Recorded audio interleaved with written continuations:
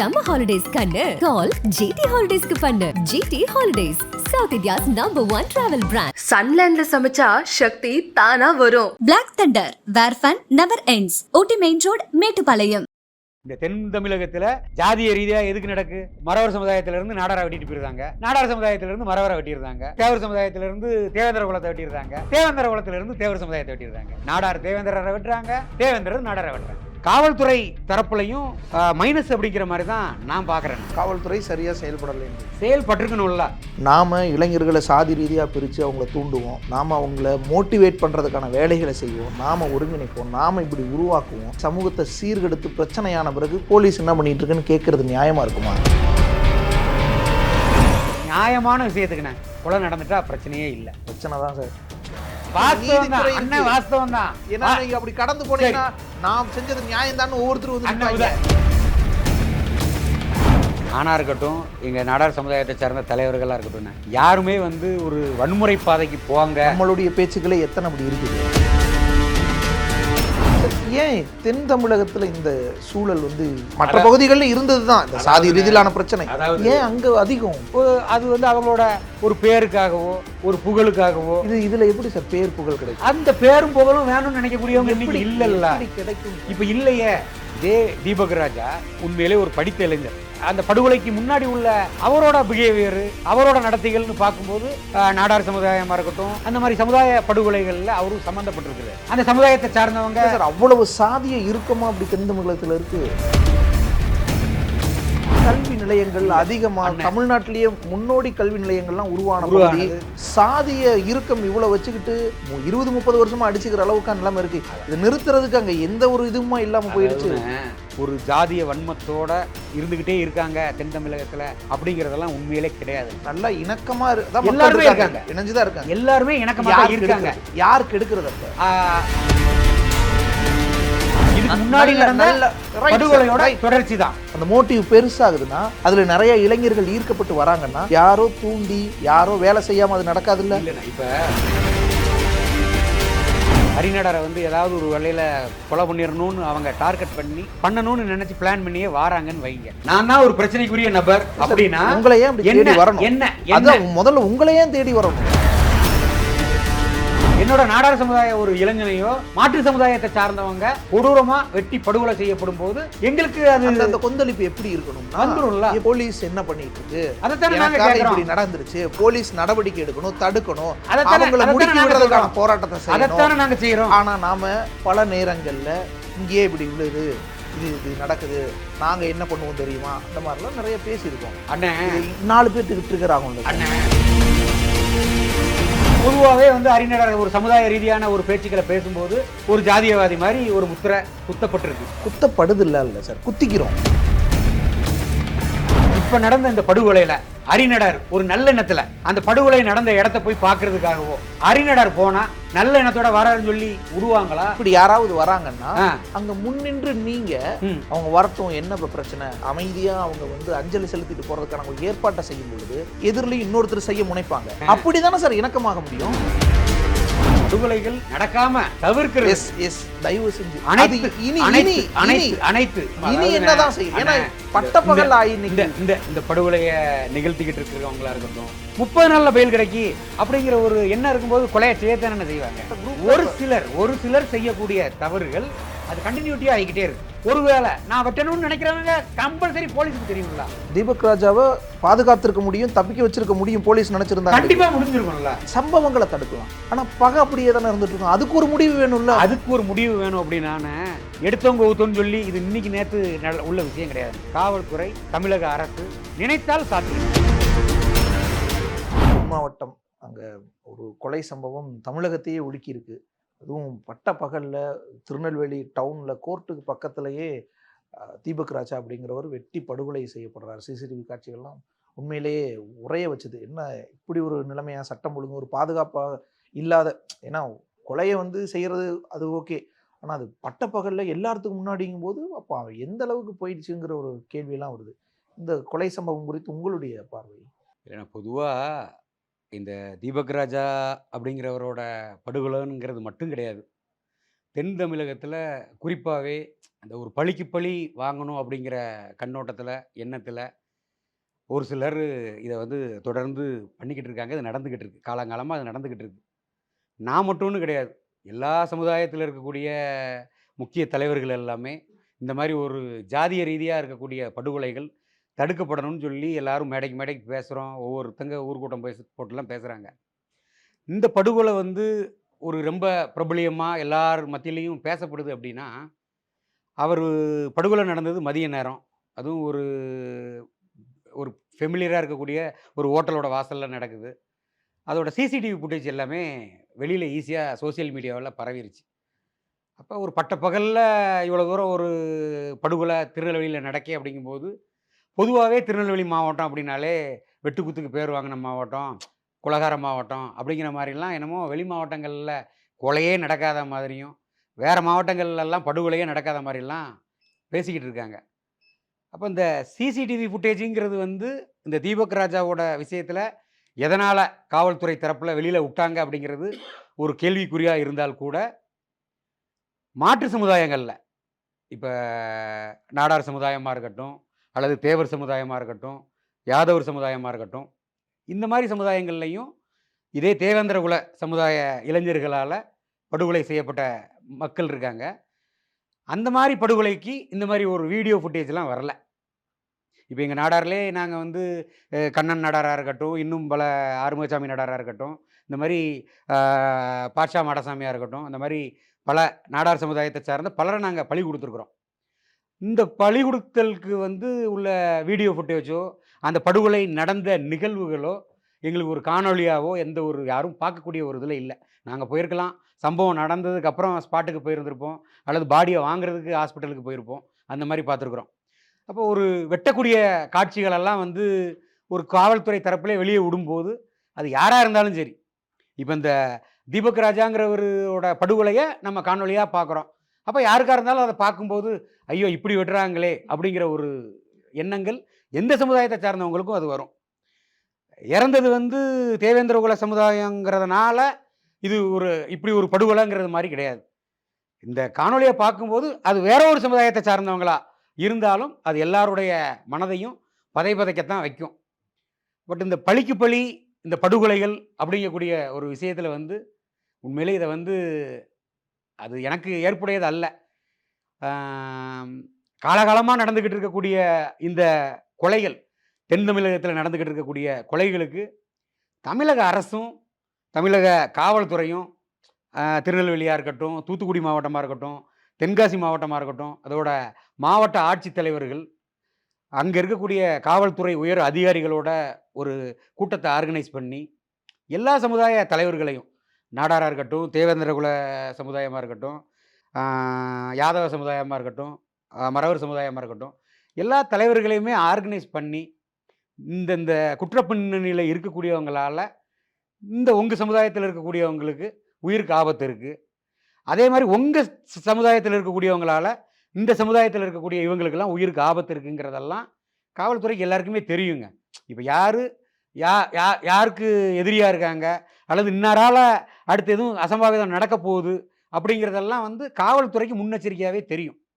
அப்போ காவல்துறை என்ன நினைக்காங்க, சரி அவங்க இன்னைக்கு முடிக்க போகிறாங்க அல்லது அவங்கள நாளைக்கு முடிக்க போகிறாங்கங்கிற அந்த கோணத்தில் தான் பார்க்காங்களே ஒழிய, இன்னைக்கு வரைக்கும் எனக்கு விவரம் தெரிஞ்சு இதை ஒரு நிறுத்தணும், ஒரு முற்றுப்புள்ளி வைக்கணும் அப்படின்னு எந்த உயரதிகாரிகளும் நினச்ச மாதிரி தெரியல.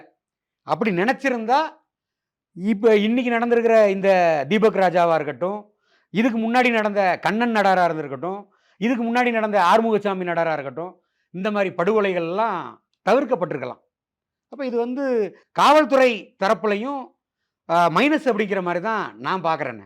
காவல்துறை சரியாக செயல்படலைன்றீங்க. செயல்பட்டிருக்கணும்ல, காவல்துறை செயல்பட்டிருக்கணும்ல.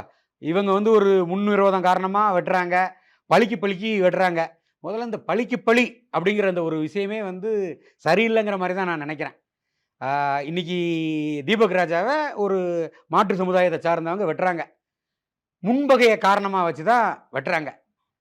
வெட்டுப்பட்ட அந்த தீபக் ராஜா ஒரு 2 நிமிஷத்துக்குள்ளே உயிர் போயிடுது, இறந்து போயிட்டார். இன்னைக்கு அவர் இல்லை. ஆனால் அதை வெட்டின அவங்க இன்னைக்கு சிறையில் இருக்காங்க. அவங்களோட குடும்பங்கள் இன்னைக்கு கஷ்டப்பட்டுக்கிட்டு இருக்காங்க. அவங்க குடும்பங்கள் கஷ்டப்பட்டுக்கிட்டு இருக்காங்க. இதே தீபக் ராஜா மாற்று சமுதாயத்திலையும் சில கொலைகளில் சம்மந்தப்பட்டிருக்காருன்னு சொல்லி வழக்குகள் இருக்கு. அப்படி இந்த வழக்குகள் இருக்கும்போது இந்த தீபக் ராஜாவையும் அந்த மாற்று சமுதாயத்தை சார்ந்தவங்க இந்த படுகொலையை நிகழ்த்தாம சம்பந்தப்பட்ட தீபக் ராஜாவுக்கு ஒரு வழக்கை சிறப்பாக நடத்தி, ஒரு நல்ல வழக்கறிஞர் மூலமாக வழக்கை நடத்தி இந்த தீபக் ராஜாவுக்கு தண்டனை வாங்கி கொடுத்துருக்கலாம். சட்டங்கள் இப்போ படுகொலைன்னு சொல்லி வந்தாலாம், இப்போ வந்து நீதியரசர்கள்லாம் வந்து சட்டங்கள் கடுமையாகவே இருக்குது, ஆயுள் தண்டனையை கொடுத்துருவாங்க.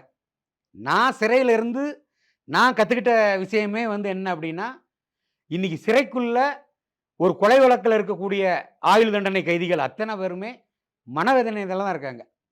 அதாவது அத்தனை பேருமே ஆயுள் தண்டனையில் இருக்கக்கூடிய அத்தனை பேரும் சொல்லக்கூடியது, 2 நிமிஷம் நாங்கள் தவறாக ஒரு முடிவு எடுத்து இந்த கொலையை பண்ணிட்டேன், இன்றைக்கி நானும் சரி என் குடும்பமும் சீரழிஞ்சிக்கிட்டு இருக்கு அப்படிங்கிறத தான் சிறைக்குள்ளே இருக்கக்கூடிய ஆயுள் தண்டனையில் இருக்கக்கூடிய அத்தனை சிறைவாசியுமே சொல்லிக்கிட்டு இருக்காங்க.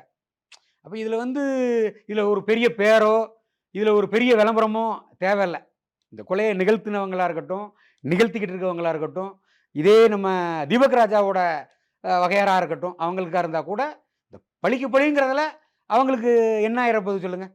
இன்றைக்கி அவங்களோட குடும்பம் இன்றைக்கி தீபக் ராஜாவை இழந்திருக்கு. கண்ணன் நாடாருங்கிறவரெல்லாம் வந்துங்க உண்மையிலே அப்பாவி. அவருக்கும் இந்த ரவுடிசம் ஃபீல்டுக்குமே சம்மந்தம் கிடையாது. தாளையத்தில் அவர் வந்து ஒரு கொத்தனார் வேலை பார்க்கக்கூடியவர். குழந்தைங்க, கை குழந்தைங்க இருக்குது. எந்த சம்பந்தமும் இல்லாமல் இந்த தேவேந்திர சமுதாய இளைஞர்களால் வெட்டி படுகொலை செய்யப்படுறார். அப்போ அந்த நேரமும் நாடார் சமுதாயம் சார்பாக எங்கள் சமுதாய மக்கள் கொந்தளித்து காவல்துறையில் ஆட்டோமேட்டிக்காக அந்த கொலை வழக்கை எடுத்து அந்த கொலைகாரர்களை பிடிக்கிறாங்க, சிறைக்கு அனுப்புகிறாங்க. நாங்கள் என்ன சொல்ல வரோம், நான் என்ன சொல்ல வரேன் அப்படின்னா, இந்த கொலை வழக்குகளில் இந்த மாதிரி படுகொலைகள் நிகழ்த்தப்படும் போது சட்ட ரீதியாக அவங்களுக்கு தண்டனை வாங்கி கொடுக்கறதுக்கு இருக்கக்கூடிய தலைவர்கள், அரசியல் கட்சி தலைவர்களாக இருக்கட்டும், சமுதாய தலைவர்களாக இருக்கட்டும், அவங்க வழிகாட்டணும். இனி வரக்கூடிய காலங்களில் அந்த மாதிரி வழிகாட்டணுங்கிறத நான் நினைக்கிறேன். அப்படி வழிகாட்டும் போது அவங்களுக்கு ஆட்டோமேட்டிக்காக ஒரு ஆயுள் தண்டனை வந்துடுங்க. 14 வருஷம் குறைஞ்சது, ஆயுள் வரைக்கும் தான் இருந்தாலும் ஒரு 14 வருஷம் கண்டிப்பாக சிறைக்குள்ளே இருக்கணுங்கிற ஒரு கட்டாயம் வந்துடுது. அப்போ இந்த 14 வருஷங்கும் போது 3 நேரம் ஜெயிலில் சாப்பாடு, குடும்பத்தை கூட நிம்மதியாக பேச முடியாது, ஒரு நல்லது கெட்டது எந்த இதுவும் செய்ய முடியாது, கொடூரமான ஒரு நரக வேதனை அனுபவிக்கணும். இந்த தண்டனையை கரெக்டாக ஒவ்வொரு கொலையாளிக்கும் கொடுத்துட்டாலே எப்படி அடுத்தடுத்த படுகொலைகள் நடக்கும்? ஆனால் சார், இதை காவல்துறையே செய்யலாமே. காவல்துறை அப்படி பிடிச்சி தண்டனை வாங்கி கொடுக்கலான்னு ஜெயிலுக்கு அனுப்புனா கூட அங்கேயுமே இந்த பழிவாங்கல் கொலைகள் தொடருது இல்லை. ஆனால் அதைத்தான் நான் சொல்ல வரேன். அந்த சிறைக்குள்ளே இருந்துமே அந்த பழிவாங்கல் விஷயம் நடக்கு அப்படின்னா சிறைக்குள்ள அவங்க விசாரணை சிறைவாசியா இருப்பாங்க. அதான் சார், சிறைக்குள்ளேயே நான் அதனால பக்கத்துல நடந்தது, அதைத்தான் நான் சொல்ல வரேன். அந்த சிறைக்குள்ள இருக்கிறவங்க விசாரணை சிறைவாசியா இருப்பாங்க. அவங்களுக்கு அந்த கம்யூனிகேஷனுக்கு பார்க்க வரவங்க அல்லது நேர்காணலில் வரக்கூடியவங்க மூலமாக கூட ஏதாச்சும் சொல்லி கொலைகள் நடக்கலாம். நான் என்ன சொல்ல வரேன் அப்படின்னா, இப்போ எவ்வளவோ வழக்குகளை துரிதப்படுத்தி அரசாங்கம் நடத்துது, தண்டனைகள் வாங்கி கொடுக்குது. இந்த மாதிரி ஒரு ஒரு சென்சிட்டிவாக படுகொலைகள் நடக்கு அப்படிங்கிற தெரியக்கூடிய கொலை வழக்குகளில் எதனால் காவல்துறை மெத்தனம் காட்டுது, நீதித்துறை ஏன் மெத்தனம் காட்டுது, அரசாங்கம் ஏன் மெத்தனம் காட்டுறாங்க? ஆமாம், எவ்வளவு படுகொலை வழக்குகள் நிலுவையில் இருக்குது தென் தமிழகத்தில். நான் சொல்கிறேன், ஒட்டுமொத்த தமிழ்நாட்டை கூட நீங்கள் எடுத்து பாருங்க, அது மெத்தனமாக தானே இருக்குது. சாதாரணமாக அரசாங்கம் நினச்சா, காவல்துறை நினச்சா 3 மாதத்தில் ஒருத்தங்களுக்கு தண்டனை வாங்கி கொடுக்க முடியுது. 3 மாதத்தில் ஒருத்தங்களுக்கு தண்டனை வாங்கி கொடுக்க முடியுது. உதாரணத்துக்கு சொல்லணும்னா கூட இப்போ ரீசெண்டாக மணல் கொள்ளையரால் வந்து விஓவை கொண்டாங்க. 3 மாதத்தில் அவங்களுக்கு ஜட்ஜ்மெண்ட்டு, ஆயுள் தண்டனை கொடுத்தாங்க, இரட்டை ஆயுள்னு நினைக்கிறேன்.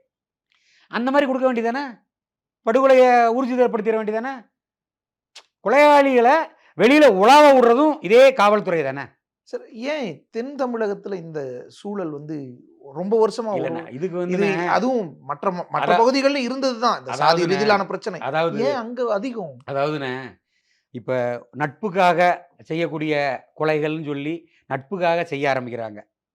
சமுதாயத்துக்கு ஒரு நம்ம சமுதாயத்தை சார்ந்தவங்கள மாற்று சமுதாயத்தை சார்ந்தவங்க செஞ்சிட்டாங்க, அவங்கள விட்டுறக்கூடாது அப்படின்னு சொல்லி பழிக்கு பழி வாங்குறாங்க. இது வந்து நிறுத்தணும்னு சொல்லி எங்கள் நாடார் சமுதாயத்தை சார்ந்து இருக்கக்கூடிய தலைவர்கள்லாம் ஓப்பனாகவே அறிக்கைகள் கொடுக்குறாங்க. சிலர் வந்து சில தலைவர்களுக்கு எல்லாமே சொல்லி கூட விடுறாங்க.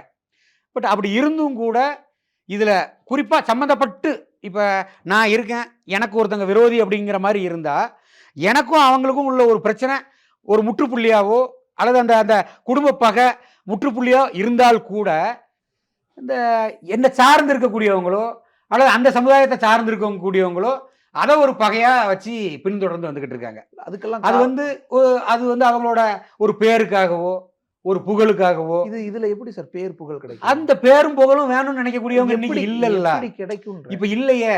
இப்ப இதே தீபக் ராஜா உண்மையிலே ஒரு படித்த இளைஞர். நானும் அவரோட காணொலியில் கூட பார்த்துருக்கிறேன். ஆனால் அவரோட இதுக்கு முந்தைய அந்த படுகொலைக்கு முன்னாடி உள்ள அவரோட பிஹேவியரு அவரோட நடத்தைகள்னு பார்க்கும்போது நாடார் சமுதாயமாக இருக்கட்டும் இல்லை வேறு சமுதாயமாக இருக்கட்டும் அந்த மாதிரி சமுதாய படுகொலைகளில் அவரும் சம்மந்தப்பட்டிருக்கிறார். அப்போ அவர் மேலே வழக்குகள் இருக்குது.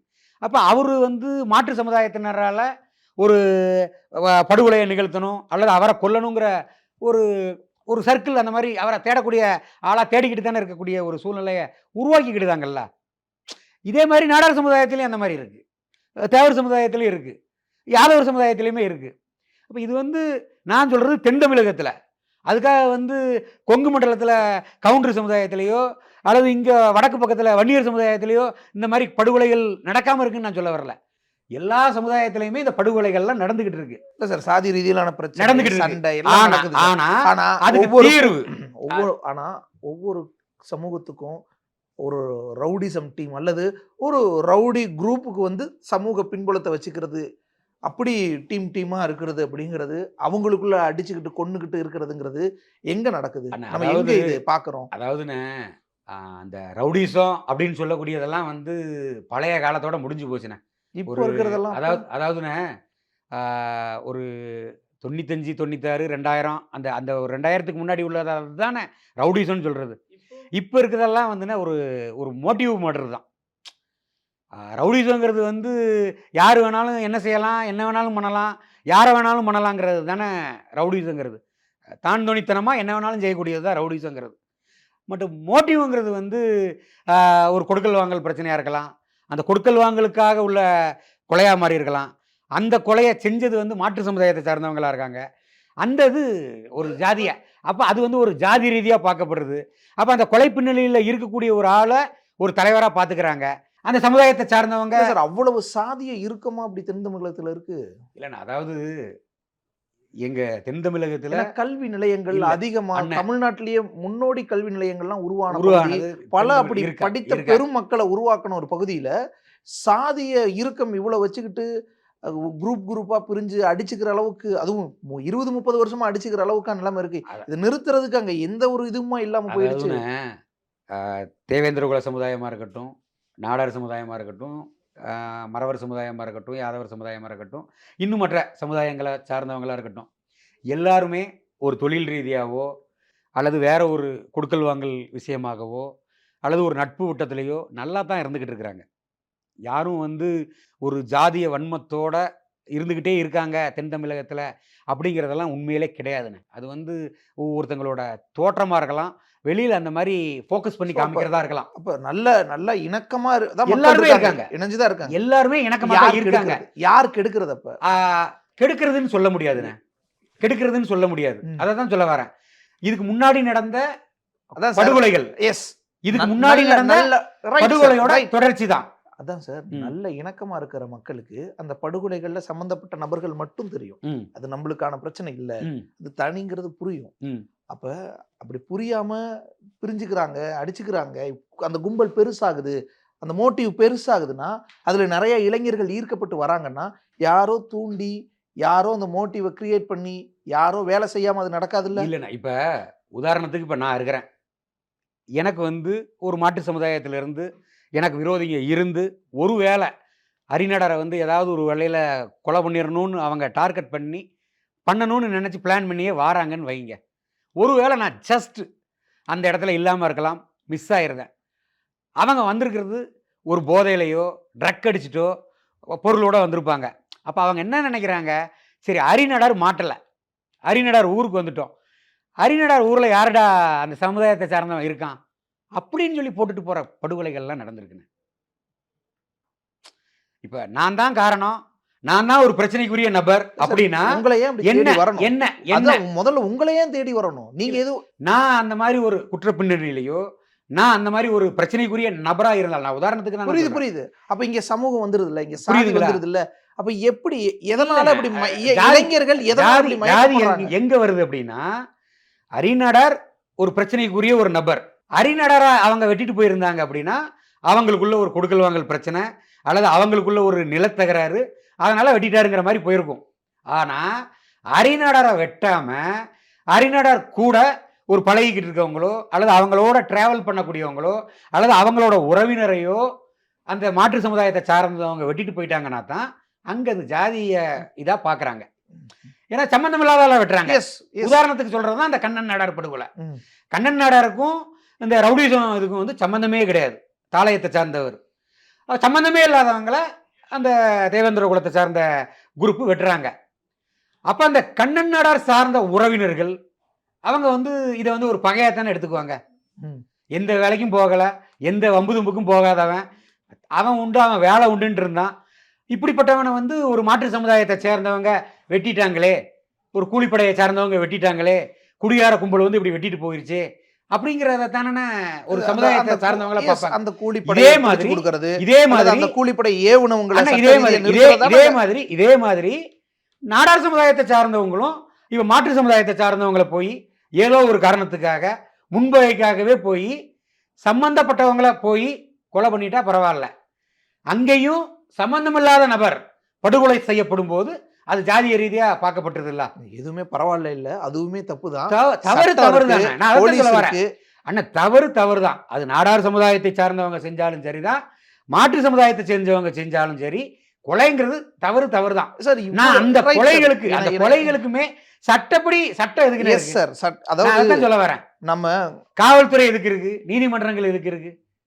அது சரியான கைடன்ஸ் கரெக்ட் ஒரு சார். ஊர்ல இருந்து எஸ் சார், எஸ். சட்டம் ஒழுங்கு அது போலீஸ் தான், அவங்க தான் அதை பாதுகாக்கணும். இப்படியான விஷயங்களை எல்லாம் கண்டறிஞ்சு தடுக்கிறதுக்கு அவங்க வேலை செய்யணும். அரசாங்கம் அதற்கான முடுக்கி விடுற பணியை செய்யணும். எல்லாம் ஓகே.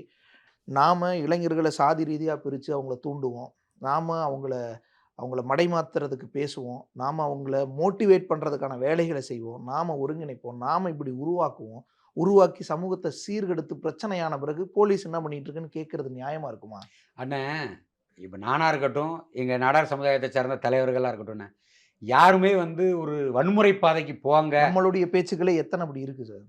நீங்களே உதாரணத்துக்கு நான் என்ன பேசியிருக்கேங்கிறத நீங்க சொல்லுங்கண்ணே. சார், நீங்களே சொல்லுங்க. அதாவது நம்ம எங்க சமுதாயம் சார்ந்து நடக்கக்கூடிய ஜாதிய படுகொலைக்கு நான் எதிர்த்து கண்டன குரலை பதிவு பண்ணியிருக்கிறேன். எல்லா இடங்களையும் எப்படின்னு இருக்குல்ல சார். எல்லா இடங்களையும் பதிவு ஆமா சார், பண்ணியிருக்கிறேன். ஆமா சார். அதை வந்து அது என்னோட கடமைண்ணே. இன்னைக்கு சார், நீங்க ஒரு இப்ப உதாரணத்துக்கு தீபக் இப்ப ராஜா நீங்க சொன்னீங்கல்ல, இன்னைக்கு நீங்க நிறைய அண்ணா, ஒரே ஒரு விஷயம் நிமிஷம். இன்னைக்கு நீங்க தீபக் ராஜா அவரோட படுகொலைக்கு நீங்க அண்ணன் பேசுறீங்க, அதுக்கு நான் விளக்கம் கொடுத்துக்கிட்டு இருக்கேன். இதே தீபக் ராஜா அவரோட படுகொலைய பார்த்துக்கிட்டு அவரோட குடும்பமோ அவரோட உறவினர்களோட கதறல்கள், அவங்க சமூகத்தோட கதறல்கள் எப்படி இருக்குமோ அதே மாதிரி தான் என்னோட நாடார் சமூகத்துல என்னோட நாடார் சமுதாய ஒரு இளைஞனையோ என்னோட நாடார் சமுதாயத்தை சார்ந்த ஒருத்தங்களையோ மாற்று சமுதாயத்தை சார்ந்தவங்க கொடூரமா வெட்டி படுகொலை செய்யப்படும் போது எங்களுக்கு அது அந்த கொந்தளிப்பு எப்படி இருக்கணும்னா, வந்துரும்ல. எப்படி இருக்கணும்னா, ஆ, போலீஸ் என்ன பண்ணிட்டு இருக்கு, அதைத்தானே நாங்க எனக்காக கேட்கிறோம். இப்படி நடந்துருச்சு, போலீஸ் நடவடிக்கை எடுக்கணும், தடுக்கணும், அதைத்தானே அவங்கள அதைத்தானே முடுக்கி நாங்க விடுறதுக்கான சொல்றோம். போராட்டத்தை செய்யணும். அதைத்தானே நாங்க செய்யறோம். ஆனா நாம பல நேரங்கள்ல இங்கேயே இப்படி விழுது, இது நடக்குது, நாங்க என்ன பண்ணுவோம் தெரியுமா, அந்த மாதிரிலாம் நிறைய பேசியிருக்கோம். அண்ணே எங்களையே சீண்டிக்கிட்டு இருக்காங்க. அண்ணே. பதிலுக்கு அந்த பதிலுக்கு பதில் பேசி 4 பேர்த்துக்கு ட்ரிகர் ஆகும்ல சார். அண்ணே 4 பேர் இயல்பா ஒரு உணர்வு ரீதியா என்கேஜ் ஆனவங்க இன்னும் கூடுதலா அதுல மோட்டிவேட் ஆகிறதுக்கான வாய்ப்பு இருக்கு. அண்ணே உண்மையிலேயே இப்ப எங்க நாடார் சமுதாயத்துல வந்து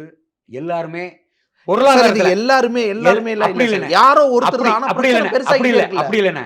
நீங்க சொல்றதுக்காக நான் சொல்ல வரேன். எல்லாருமே வந்து பொருளாதாரத்திலே நல்ல ஒரு பெரிய லெவல்ல தான் இருக்கும்.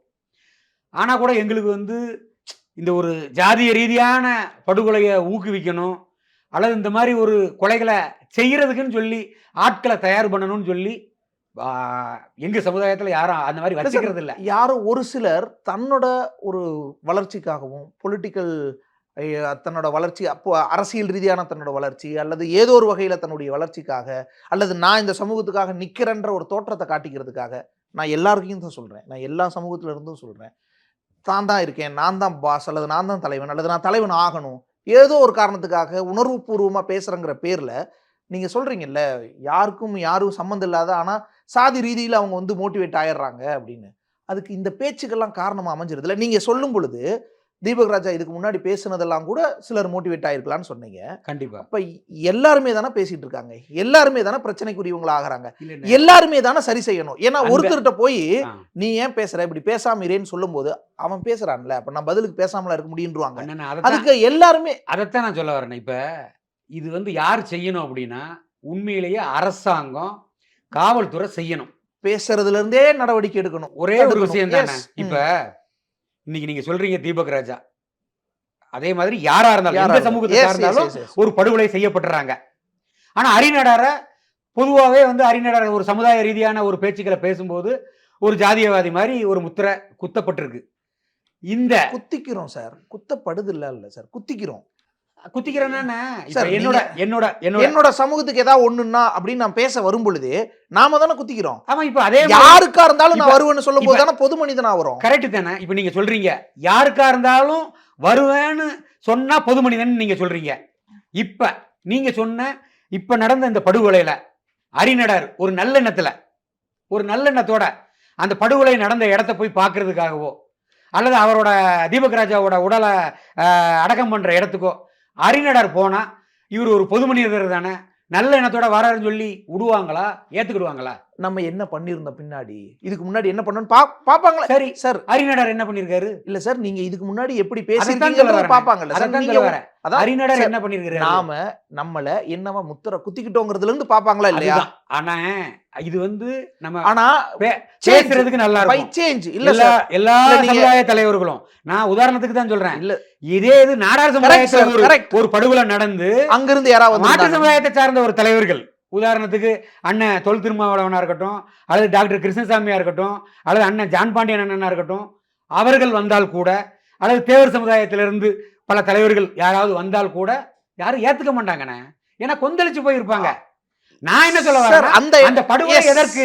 கரெக்ட். அந்த படுகொலை நடக்கும் பொழுது இப்படி யாராவது வராங்கன்னா அங்க முன்னின்று நீங்க அவங்க வரட்டும் என்ன பிரச்சனை அப்படின்னு சொல்லி அவங்க வந்து அமைதியா அவங்க வந்து அஞ்சலி செலுத்திட்டு போறதுக்கான ஒரு ஏற்பாட்டை செய்யும் பொழுது எதிரிலையும் இன்னொருத்தர் செய்ய முனைப்பாங்க. நீங்க இப்ப போறீங்க அந்த இடத்தை பார்வையிட அஞ்சலி செலுத்த போறீங்கன்னா அங்க 2 பேர் இதே மாதிரி உங்களுக்காக வந்து நிப்பாங்க.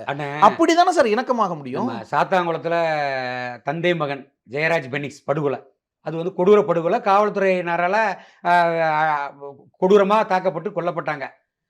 அந்த படுகொலைக்கு நாங்கள் எங்கள் நாடார் சமுதாயத்தை சார்ந்தவங்களா அவங்க இருந்தால் கூட ஒட்டுமொத்த சமுதாயத்தை சார்ந்தவங்களும் அங்க கூடுனாங்க.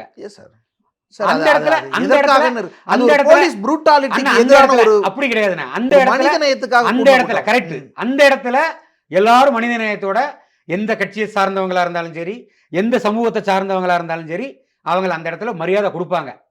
எந்த சமுதாயத்தை சார்ந்தவங்களையும் மரியாதை கொடுப்பாங்க.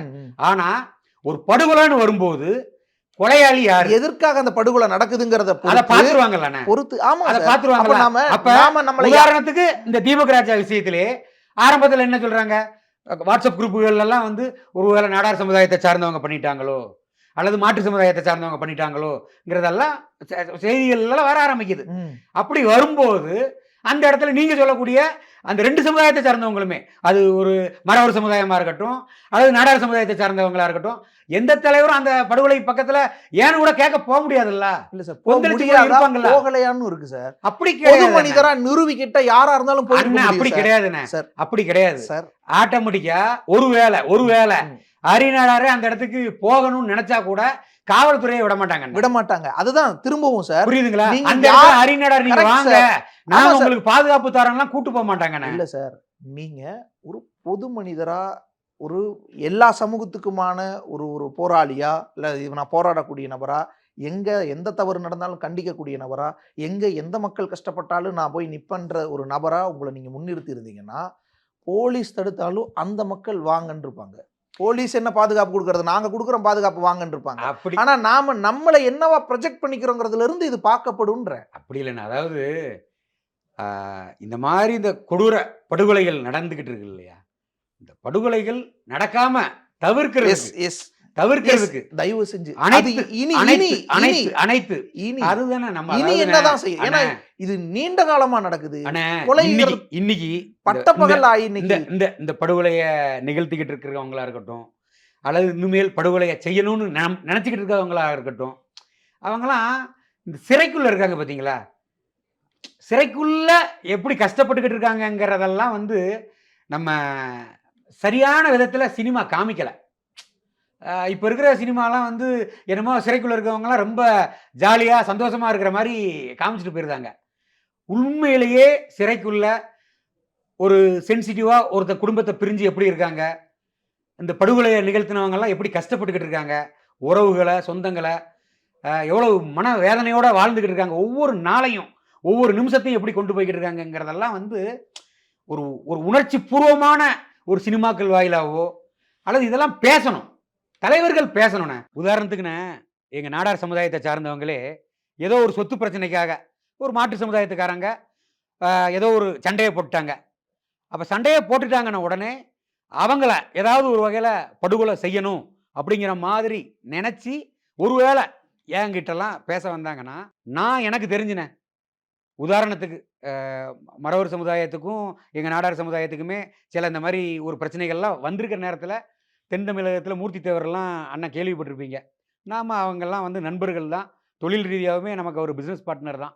நான் அவர்கிட்டே சொல்லுவேன், இந்த ஊருக்காரங்க இந்த மாதிரி வந்து எங்கள் சமூகத்து ஆளுங்கக்கிட்ட பிரச்சனை பண்ணிக்கிட்டு இருக்காங்க, கொஞ்சம் அது வந்து வெட்டுக்குத்து ரேஞ்சுக்கு போகிற மாதிரி இருக்குது, கொஞ்சம் நீங்கள் பேசி சரி பண்ணி விடுங்கன்னு சொல்லி அவங்க சமுதாயத்து சார்பாக உள்ள பிரச்சனைகளை நான் சொல்லுவேன். அதே மாதிரி எங்கள் சமுதாயத்திலேருந்து ஏதாச்சும் ஒரு பிரச்சனைக்கு போகிறாங்கங்கிறது அவர் நாலேஜுக்கு போச்சுன்னா கூட அவர் என்கிட்ட சொல்லியிருக்கிறாரு. எனக்கு விவரம் தெரிஞ்சுனே குறைஞ்சது ஒரு 10-15 படுகொலையை நாங்கள் தடுத்துருக்குறோம், கொலைகளை தடுத்துருக்குறோம்.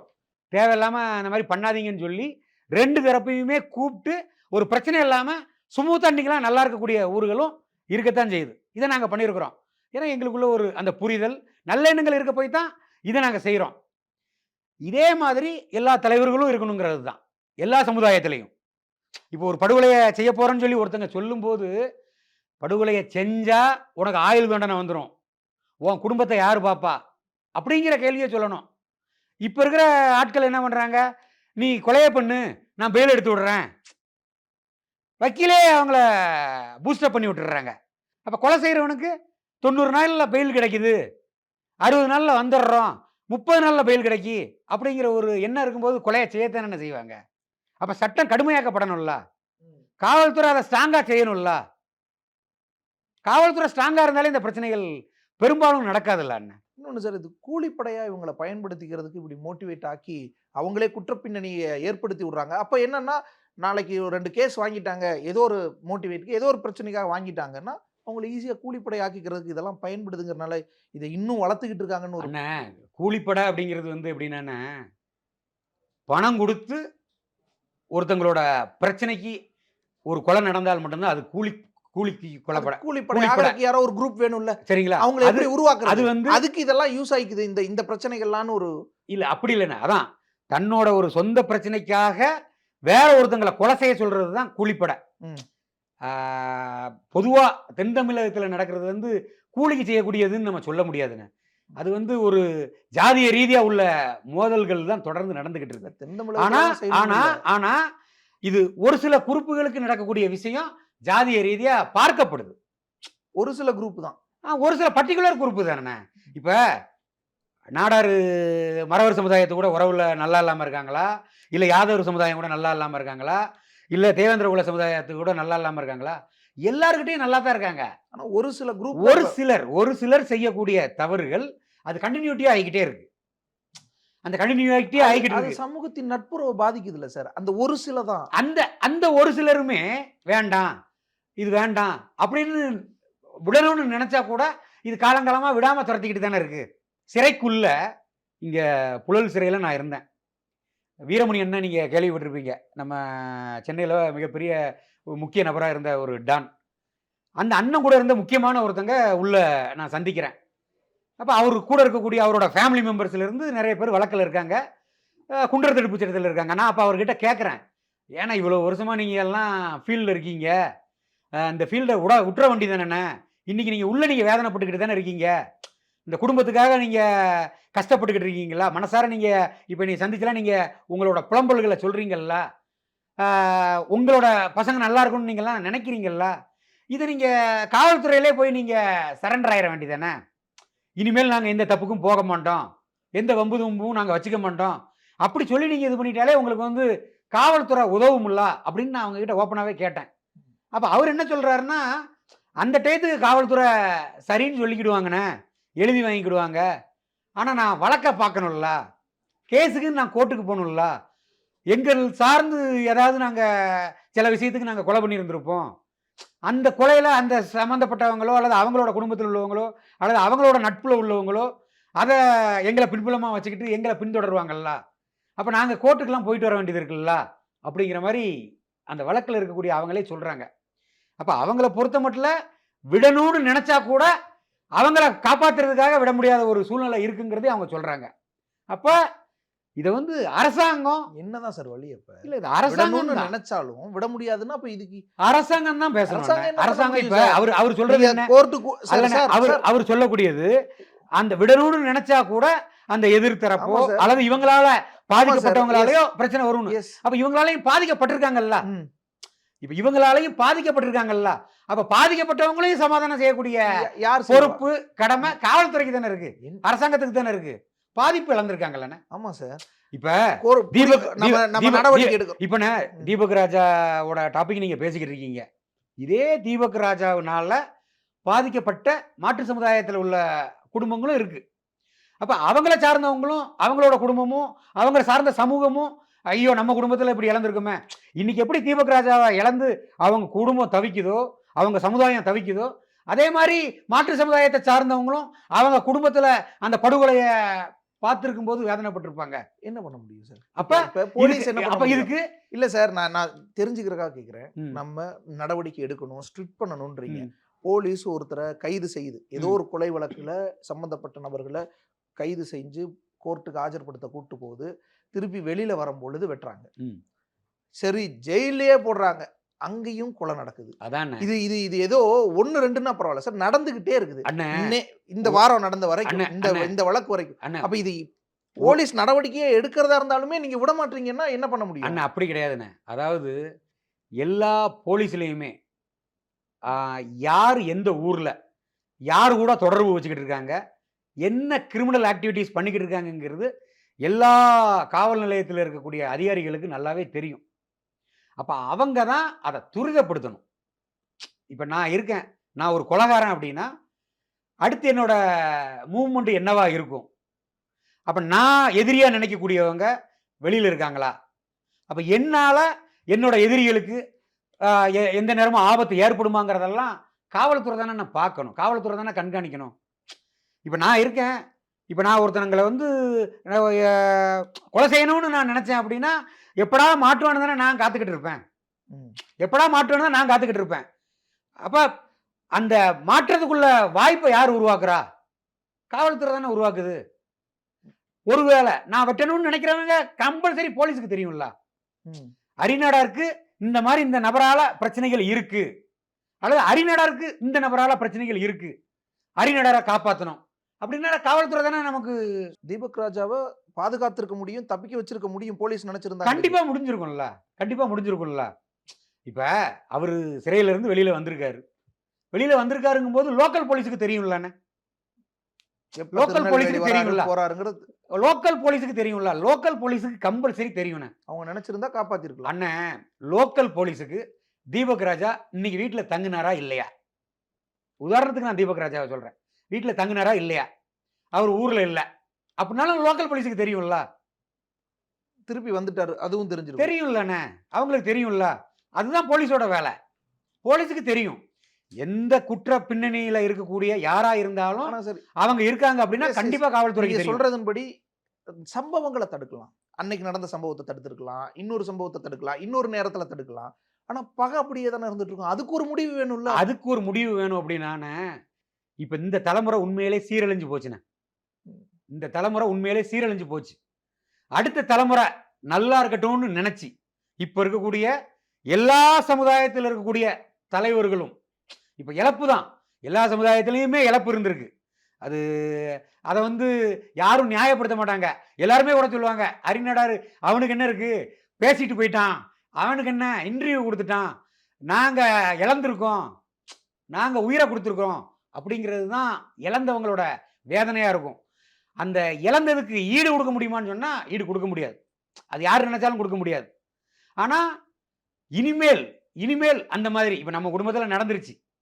அவங்க யாரா இருந்தாலும் நான் என்ன சொல்ல வரேன்னா, நான் திரும்ப நான் சொல்லக்கூடியது, நான் சிறைக்குள்ள போயிட்டு வந்ததுனால சொல்றேன். பழிக்கு பழிங்கிறது தீர்வே கிடையாதுண்ணே. தீர்வு கிடையாது. ஒருத்தன் கொலை செய்யறதுக்கு முன்னாடி ஏதோ ஒரு மூடுல செஞ்சிருந்தாங்க. ஒரு குடி போதையில செஞ்சிடறாங்க, போதையில போய் பண்ணிடுறாங்க, சில நேரங்களில் பிளான் பண்ணி கூட போய் பண்ணியிருந்தாங்க. ஆனா அந்த இறந்தவங்க ஒரு 2 செகண்ட்ல 2 நிமிஷத்துல இறந்து போயிருந்தாங்க. வாழ்நாள் ஃபுல்லா வேதனை அனுபவிக்கிறது இந்த கொலையை செஞ்சவங்க தான். அதுதான் உண்மை. கொலையை செஞ்சுட்டு இன்னைக்கு உள்ள சிறைக்குள்ள சீரழிஞ்சுக்கிட்டு இருக்காங்க. அப்ப இன்னைக்கு அவங்க நினைக்காங்கல்ல, தப்பு பண்ணிட்டேன், முட்டாத்தனம் பண்ணிட்டேன். உண்மையிலே எல்லாருமே வேதனைப்பட்டுக்கிட்டு தானே இருக்காங்க.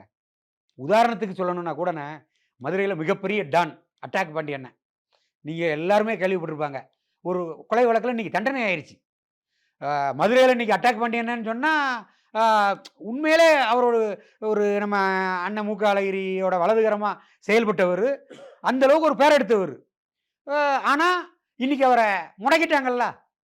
இன்னைக்கு அவர் சிறைக்குள்ள உண்மையிலே கஷ்டப்பட்டுக்கிட்டு தானே இருக்காரு. தன்னோட குடும்பத்தை பார்க்க முடியாம, என்ன இருந்தாலும் ஒரு பேரும் புகழுமா வாழ்ந்துட்டு ஒரு குடும்பத்துக்கு செய்யக்கூடிய எல்லா விஷயங்களையும் சிறப்பாக செய்ய முடியாம வேதனையை தானே அனுபவிக்கிறாரு. நான் கூட இப்போ சிறைக்கு போயிருக்கும்போது மதுரையில் வச்சு அவரை சந்தித்தேன். பாளையங்கோட்டையில் இருக்கும்போதே அவரை நான் என் கூட 6 மாதம் அவர் கூட நான் இருந்தேன்னு வைங்களேன். அந்த ஒரே பிளாக்ல இருந்தேன். அப்போ நான் அந்த ஒவ்வொரு பெரிய பெரிய ரவுடின்னு சொல்லக்கூடியவங்களோட இன்னர் முகத்தை உள்ள அவங்க வேதனைப்படுறதை நான் பார்க்குறேன்ல. அதனால நான் சொல்கிறேன் சார். சொல்றீங்க, அதெல்லாம் பார்த்துட்டு சொல்றீங்க, அந்த வேதனையெல்லாம் இருக்கு. ஆனால் முடிய மாட்டேங்குதே பகை. அதுக்கு என்ன பண்ணலாம்? அரசாங்கம் இதுக்கு ஒரு ஸ்ட்ராங்கா தென் தமிழகத்தில் இனிமேல் ஜாதிய படுகொலைகள் நடக்கக்கூடாது அப்படின்னா, மாவட்ட ஆட்சித்தலைவர் தலைமையில் அங்கே உள்ள சிட்டி கமிஷனராக இருக்கட்டும் அல்லது மாவட்ட எஸ்பியாக இருக்கட்டும், இவங்க தலைமையில் அவங்களுக்கு தெரியும் யார் யார் குற்றப்பின்னணியில் இருக்காங்க, யார் யாரால யாரோட உயிருக்கு பாதிப்புங்கிறதும் அவங்களுக்கு தெரியும். அந்த டீட்டெயில் எல்லாமே வச்சு அது சம்பந்தப்பட்டவங்களையே கூப்பிடலாம். கூப்பிட்டு அந்த சமுதாய பெரியவங்களை வச்சு இனிமேல் நடக்கக்கூடாது, நடந்தால் எங்க காவல்துறை வேற மாதிரி இருக்கும்னு சொன்னாலே முடிஞ்சு போச்சுலன்னு. முடிஞ்சு போச்சுல்ல. ஒரு படுகொலையை செஞ்சா அந்த படுகொலையை செஞ்சவங்களுக்கு காவல்துறை இப்படி தண்டனை கொடுக்கு, சட்டம் இந்த மாதிரி தண்டனை கொடுக்கு அப்படிங்கும் போது கொலை செய்யறவங்களுக்கு பயம் வந்துடும்ல. பயம் இல்லாம செய்யறதுக்கு இதெல்லாம் காரணம் நடந்துகிட்டு இருக்கு. அதுதானே உண்மை. பயத்தை ஏற்படுத்திட்டா அப்ப உண்மை அதுதானே. இப்ப நம்ம இருக்கோம், கொலை பண்ணா 3 மாசத்துல பெயில் கிடைச்சிருது, 2 மாசத்துல பெயில் கிடைச்சிருது, குடும்பத்தோட சந்தோஷமா இருக்கலாம். அதுக்கு அடுத்தும் படுகொலையை தானே செய்யறாங்க. அதுக்கு அடுத்தும் கொலைகள் நடக்கல. ஒரு நியாயமான விஷயத்துக்குண்ணே கொலை நடந்துட்டா பிரச்சனையே இல்லை. பிரச்சனை தான் சார். அது அப்படி கிடையாதுண்ணே. இப்ப நான் இருக்கேன், சம்பந்தமே இல்லாம என்ன யாரோ அட்டாக் பண்றாங்க, சம்பந்தமே இல்லாம. இல்ல சார், சம்பந்தமே இல்லாம அட்டாக் பண்றாங்க. நியாயப்படுத்த முடியாது. அப்படி இல்ல. காவல்துறை இருக்கு, நீதித்துறை இருக்கு. வாஸ்தவம் தான். ஏன்னா நீங்க அப்படி கடந்து போனீங்கன்னா நான் செஞ்சது நியாயம் தான் ஒவ்வொருத்தரும். சரி, அண்ணன் உதாரணத்துக்கு சொல்றேன், என்னையே உதாரணப்படுத்தி சொல்றேன். ஆபரணங்கள் நகைலாம் போட்டிருக்கேன். என்கிட்ட இருந்து நகைய ஏதாச்சும் ஒண்ணு பண்ணணும்னு நினைச்சு கூட யாரோ என்ன ஏதோ ஒண்ணு பண்ணும் போது செல்ஃபுக்கு நான் பண்ணத்தானே செய்யணும். என்ன காப்பாத்தணும் போது, என் உயிரை காப்பாத்தணும் போது செய்யத்தானே முடியும். நான் அதை சொல்ல வரேன். படுகொலைகள்ங்கிறது தவிர்க்கப்படணும், ஒரு மோட்டிவ் மர்டர்ங்கிறது தடுக்கப்படணும். அதுக்கு காவல்துறை ஜாதிய ரீதியான படுகொலைகள் தடுக்கப்படணும், ஒடுக்கப்படணும். ஒரு இரும்பு கரம் கொண்டு சட்டப்படி நான் அதை தான் சொல்ல வரேன். இது பேசி முடிக்கலாம், உண்மையிலே பேசி முடிக்கலாம். எல்லாரும் நல்லா தானே பேசிக்கிட்டு இருக்காங்க. இப்ப நாடார் சமுதாய தலைவர்கள் தேவேந்திர குல சமுதாய தலைவர்கிட்ட பேசாம இருக்காங்களா? இல்லைன்னு யாராச்சும் எந்த தலைவரா சொல்ல முடியுமா? எல்லா தலைவரும் எல்லார்கிட்டையும் பேசிக்கிட்டு தானே இருக்காங்க. நானே பேசிக்கிட்டு இருக்கேன். சார் அப்ப தலைவர்கள்லாம் நானே பேசிக்கிட்டு இருக்கேன். ம். ஆனா பாதிக்கப்படுறது இப்ப நீங்க எல்லாம் பேசிட்டு இருக்கீங்க, பாதிக்கப்படுறது ஆமாவா இல்லையா? சாதாரண மக்கள் சாதாரண மக்கள் தானே பாதிக்கப்படுறாங்க. பாதிக்கப்படுறாங்க. அந்த சாதாரண மக்கள் தானே புரிஞ்சுக்கிடணும். ஓகே, சாதாரண மக்கள் தானே புரிஞ்சுக்கிடணும். நீங்க எல்லாம் பேசிக்கிட்டு தான் இருக்கீங்கிறத அவங்க புரிஞ்சுக்கணும். உண்மை அதுதானே. உண்மையிலே தலைவர்கள் பேசிக்கிட்டு இருக்காங்கிறது எல்லாருக்கும் தெரிய தானே செய்யும். யாரும் மறைச்சோ பின்னன் வழியா பேசுறது இல்லைல்ல. எல்லாரும் உறவுல தானே இருக்காங்க.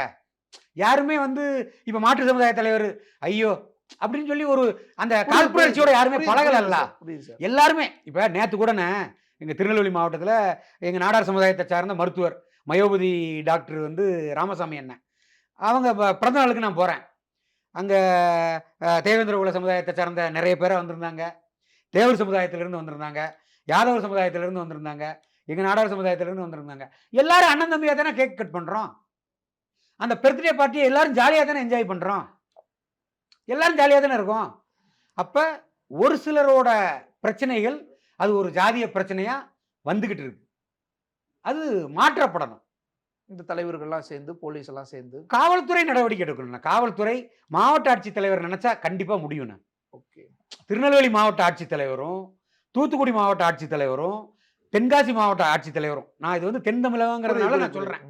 இவங்க விளையாட்டுக்கு வந்து சும்மா ஒரு ஃபார்மாலிட்டிக்கு மீட்டிங் போட்டோம், எல்லா ஜாதிகாரங்களையும் கூப்பிட்டு பேசணும், எல்லா குற்ற வழக்கில் இருக்கவங்களையும் பேசின மாதிரி கண் துடைப்புக்காக நடக்கக்கூடாதுங்க. உண்மையிலேயே மாண்புமிகு தமிழக முதல்வர் ஒரு உத்தரவு போடணும். தென் தமிழகத்தில் இனிமேல் ஜாதிய ரீதியா படுகொலை நடக்கக்கூடாது அப்படின்னு. காவல்துறை நினைச்சா ஒரு கொலை கூட நடக்காதுங்க. காவல்துறை நினைச்சா ஒரு கொலை கூட நடக்காது. இன்னைக்கு தமிழ்நாட்டோட மக்கள் தொகை 7.5 கோடி இருக்குமா? இந்த கிரிமினல் ஆக்டிவிட்டீஸ்ல இருக்கவங்க எத்தனை பேர் இருப்பாங்க? கூடி போனா லட்சம் பேர் கூட கிடையாது. சில ஆயிரங்கள் தான் சார். கூடி போனா லட்சம் பேர் கூட கிடையாது. அப்ப இவ்வளவு போலீஸ் இருந்து அவங்களையே ஃபாலோ பண்ண முடியல, அவங்களோட குற்ற நடவடிக்கைகளை தடுக்க முடியலனால இது அரசாங்கத்துக்கு தானங்க கேவலம். அப்புறம் இது வந்து ஒரு ஜாதிய ரீதியா படுகொலை திரும்ப திரும்ப திரும்ப திரும்ப இது ஃபோக்கஸ் பண்றது இல்ல, அர்த்தமே இல்லைல்ல. எல்லா ஜாதிக்காரங்களுமே கொலையை நியாயப்படுத்துறதோ அல்லது இந்த படுகொலையை ஊக்குவிக்கிறதோ இருக்கக்கூடாதுன்னு தான் நான் சொல்ல வரேன். பேசும் பொழுதே, ஊக்குவிக்கும் பொழுதே தடுத்துறணும். அதை தடுத்துறணும்னு தான் நான் சொல்ல வரேன். ஒருத்தன் ஒரு பிரச்சனை ஆகிற மாதிரி இருந்தா கூட அதை பேசி சரி பண்ணிட வேண்டியதானே. இப்போ உதாரணத்துக்கு சொன்ன நான் வந்து எங்க நாடாருக்கும் மறவருக்குமே ஒரு கொலை வரைக்கும் போகக்கூடியதா இருந்தால் கூட இப்போ நான் மூர்த்தி தேவர் நமக்கு ஒரு நண்பர், நம்ம கூப்பிட்டு சொல்றோம், அவரும் கூப்பிட்டு பேசுறாரு. என்னதான் கோபமா இருந்தால் கூட அந்த தலைவர்கள் நினைக்கும் போது அது பேசப்பட்டது இல்ல. அப்போ ஒரு 2 சமூகத்தோட தலைவர் நினைக்கும் போதே கொலைகள் தடுக்கப்படுது அப்படின்னா அரசாங்கம் நினைச்சா பண்ண முடியாதா? பண்ண முடியும்ல, சிறப்பா பண்ண முடியும். ஆனால் இதுக்கு முன்னாடி நடந்த படுகொலைகளுக்கு ஈடு என்ன, அந்த உயிருக்கு என்ன அப்படின்னு சொல்லி எல்லா சமூகத்திலையுமே கேள்வி கேட்பாங்க. இப்ப நாடார் சமுதாயத்தில் நாங்க இத்தனை படுகொலையை இழந்திருக்கோம், இத்தனை பேரை இழந்திருக்கோம், அதை நாங்க விட்டுருவோமா? சும்மா விட்டுற முடியுமா? என் வீட்டு பிள்ளைய கொன்னவன் இன்னைக்கு கிளறு கணக்கா சுத்திக்கிட்டு அலையறான் அப்படிம்பாங்க எங்க சமுதாயத்துல. இதே மாதிரி மாற்று சமுதாயத்தை சார்ந்தவங்க மற்ற சமுதாயத்தை பார்த்து சொல்லுவாங்க, நாங்க இழந்திருக்கோம், எங்க இழப்புக்கு நாங்க சும்மா விட்டுருவோமான்னு சொல்லி மாறுதட்டி அவங்களோட தலைமுறையோட வாழ்க்கையை சீரழிச்சுக்கிட்டு இருக்காங்க. உண்மையிலே இந்த சிறைக்குள்ளெல்லாம் போறாங்க இல்லையா, குற்ற வழக்கில் போறாங்கல்ல, அவங்க தான் புரிந்து திருந்தணும். தலைவர்கள் ஊக்குவிக்கக்கூடாது, எந்த தலைவர்களுமே ஊக்குவிக்கக்கூடாது. யாருமே கொலை செய்யற அளவுக்கு என்னென்ன இருக்கு? ஒரு கொலை நடக்கிற அளவுக்கு என்ன இதாகும் சொல்லுங்க? இப்ப வரைக்கும் நடந்துகிட்டு இருக்குது கொலைக்கு கொலை, பழிக்கு பழி, அப்படித்தான் நடந்துகிட்டு இருக்கு. ஆமாவா இல்லையா? இந்த தென் தமிழகத்துல ஜாதிய ரீதியா எதுக்கு நடக்கு? மறவர் சமுதாயத்திலிருந்து நாடாரை வெட்டிட்டு போயிருந்தாங்க, நாடார் சமுதாயத்திலிருந்து மறவரை வெட்டியிருந்தாங்க. அதே மாதிரி தேவர் சமுதாயத்திலிருந்து தேவேந்திர குலத்தை வெட்டியிருந்தாங்க, தேவேந்திர குலத்திலிருந்து தேவர் சமுதாயத்தை வெட்டியிருந்தாங்க. நாடார் தேவேந்திரரை வெட்டுறாங்க, தேவேந்திரர் நாடாரை வெட்டுறாங்க. என்னைக்குதான் இதுக்கு ஒரு முடிவு, தீர்வு? பாதிக்கப்படுறது தலைமுறைகள் பாதிக்கப்படுது. உண்மையிலே தலைமுறைகள் பாதிக்கப்பட்டுக்கிட்டு இருக்கு. இந்த வழக்கில் இப்போ தீபக் ராஜாவோட வழக்கில் இந்த குற்றப்பின்னணியில் இருக்கக்கூடிய அவங்க சிறைக்கு அனுப்பியிருக்காங்க. அவன் குடும்பம் இன்னைக்கு நடுத்தெருவில் தானே இருக்காங்க. தீபக் ராஜா 2 நிமிஷத்துல உயிரை விட்டுட்டார், இறந்துட்டார், படுகொலை செய்யப்பட்டார், உயிர் போயிருச்சு. அவர் குடும்பமும் வேதனைப்படுது. ஏன்? அதே மாதிரி தீபக் ராஜாவினால படுகொலை செய்யப்பட்டவங்களோட குடும்பமும் வேதனையில தான் இருக்கு. நிரந்தர தீர்வுங்கிறது காவல்துறை, தமிழக அரசு, மாவட்ட ஆட்சித்தலைவர்கள் உரிய நடவடிக்கை. இதை ஒரு ஒரு ஒரு ஒரு கூட்டு முயற்சியாக தான் பண்ணணும். எடுத்தவங்க ஊத்தோன்னு சொல்லி இது இன்னைக்கு நேற்று உள்ள விஷயம் கிடையாதுன்னு. ஆனால் நினைத்தால் சாத்தியம், சாத்தியமாக்கியே ஆக வேண்டும். நினைத்தால் சாத்தியம். இதை சாத்தியமும் ஆக்கி கண்டிப்பான சம்மர் ஹாலிடேஸ் கண்ணு கால் ஜிடி ஹாலிடேஸ்க்கு பண்ணு. GT holidays, south India's #1 travel brand. சன்லேண்ட்ல சமைச்சா சக்தி தானா வரும். Black Thunder, where fun never ends. OT Main Road, Mettupalayam.